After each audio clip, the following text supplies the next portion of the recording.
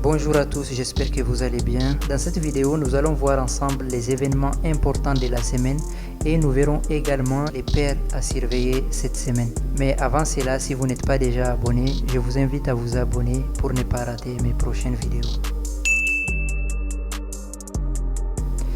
Alors cette semaine, nous avons énormément de chiffres importants, à commencer par les chiffres d'aujourd'hui. Aujourd'hui, nous aurons l'inflation au Canada et nous aurons également les ventes au détail aux États-Unis, mais je préfère commencer par l'événement les plus importants et les plus attendus de la semaine, la décision de la Banque centrale des États-Unis sur les taux d'intérêt. La Fed doit commencer cette semaine son cycle de baisse des taux. Les taux de la Fed sont actuellement à 5,25, 5,50 et on a un consensus à 5,25%. Les économistes s'attendent à ce que la Fed fasse une baisse de 25 points de base, mais les marchés ne sont pas du même avis. Les marchés s'attendent à une baisse agressive de 50 points de base. Juste il y a une semaine de cela, les probabilités d'une baisse de 50 points de base de la Fed étaient à 30%, mais aujourd'hui, elles sont passées, depuis le début de la semaine, elles sont passées à 60 et elles étaient même proches de 70%. Au moment où je tourne cette vidéo, les probabilités d'une baisse des taux de la Fed de 50 points de base sont autour de 70%.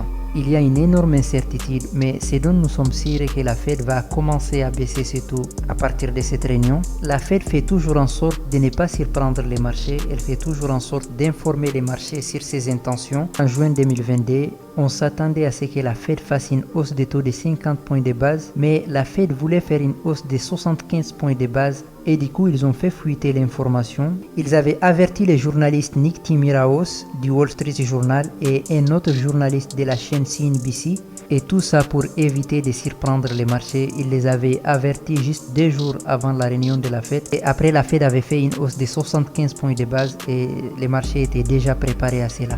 Et je pense que là, c'est ce qui est en train de se passer puisqu'on a plusieurs personnes importantes, on a des journalistes importants et des anciens membres de la Fed qui sont en train de parler d'une probable baisse des taux de la Fed de 50 points de base. J'avais posté ça sur mon canal Telegram pour ceux qui veulent le regarder. Personnellement, je pense que ce sont des informations qui viennent de la Fed qui est en train de préparer les marchés pour une probable baisse de 50 points de base. Donc, qu'est-ce que tout ceci veut dire pour les dollars?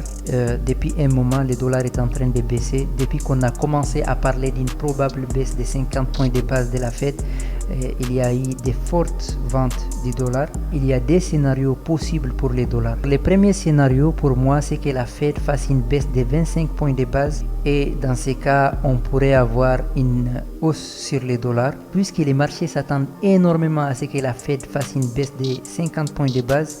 Si la Fed fait une baisse de 25 points de base, on va avoir une légère hausse sur les dollars. Si plus tard, pendant la conférence de presse, Powell vient nous faire un discours dovish et qu'il laisse la possibilité d'une probable future baisse importante, une possibilité d'une baisse de 50 points de base, les dollars pourraient ensuite continuer sa baisse. Et le deuxième scénario possible est que la Fed vienne nous faire une baisse de 50 points de base. Et dans ces cas-là, on va avoir une forte baisse du dollar, mais ça ne m'étonnerait pas de revoir un dollar qui va repartir à la hausse plus tard. Cette baisse de 50 points de base a été pricée depuis très bien longtemps et c'est ce qui avait conduit à toutes ces ventes sur les dollars en fait. Donc ça ne m'étonnerait pas de revoir un dollar à la hausse plus tard. Mais avec une baisse de 50 points de base plus un Powell dovish qui va nous sortir un discours dovish lors de la conférence de presse, le dollar va normalement continuer sa baisse. Donc pour le moment, personnellement, je reste toujours baissier sur les dollars,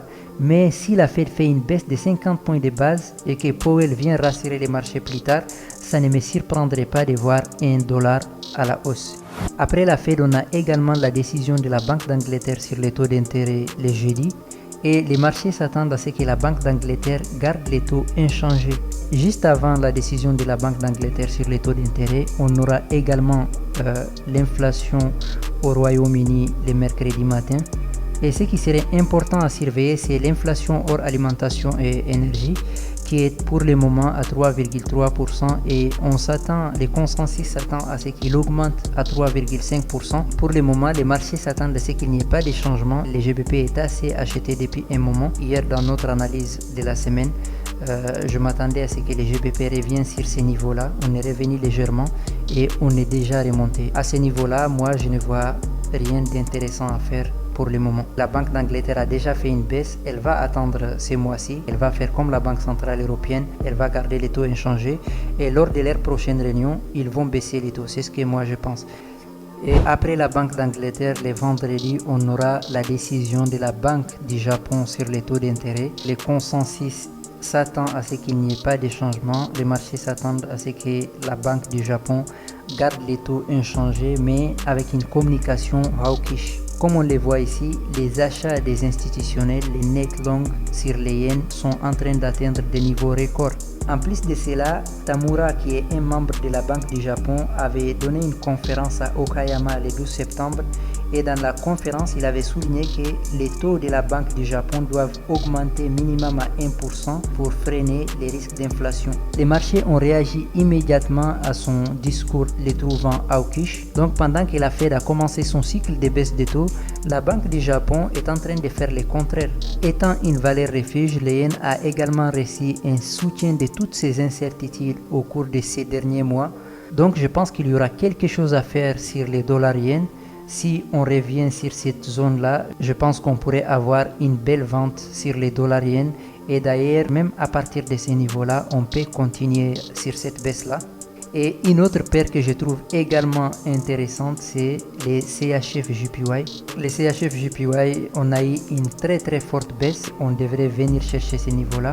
Donc je pense, moi je reste toujours baissier sur cette paire-là. Je pense qu'on pourrait avoir un retracement sur ces niveaux-là pour continuer cette baisse-là, pour venir chercher tous ces niveaux-là. En fait, malgré que la Banque nationale suisse a énormément baissé ses taux d'intérêt, les francs suisses a continué de grimper tout au cours de ces derniers mois, dû à toutes ces incertitudes géopolitiques, les francs suisses étant une valeur refuge très attirante lorsqu'il y a des problèmes. Tout ça est en train de déranger la Banque nationale suisse. Les marchés s'attendent à ce que la BNS intervient sur les francs suisses à tout moment. Ça pourrait conduire à une baisse du franc suisse. Il y a également cette position sur EUROCHF que j'avais envoyé sur Telegram, qui est toujours d'actualité. Je pense que c'est une très belle opportunité pour cette semaine. Mais encore une fois, on va surveiller les sentiments du marché. Et pour le moment, on est en train de stagner sur cette zone-là. Le marché est en train de stagner parce qu'on a une incertitude autour de la décision de la Fed. Et je pense que c'est cette incertitude qui est en train de créer ces ranges-là sur EUROCHF. Et ça ne m'étonnerait même pas de voir les prix revenir à la baisse et repartir à la hausse peut-être après la décision de la Fed sur les taux d'intérêt. Alors les gars, c'est tout ce que j'ai à vous dire aujourd'hui. Je vous dis à la prochaine pour une nouvelle vidéo.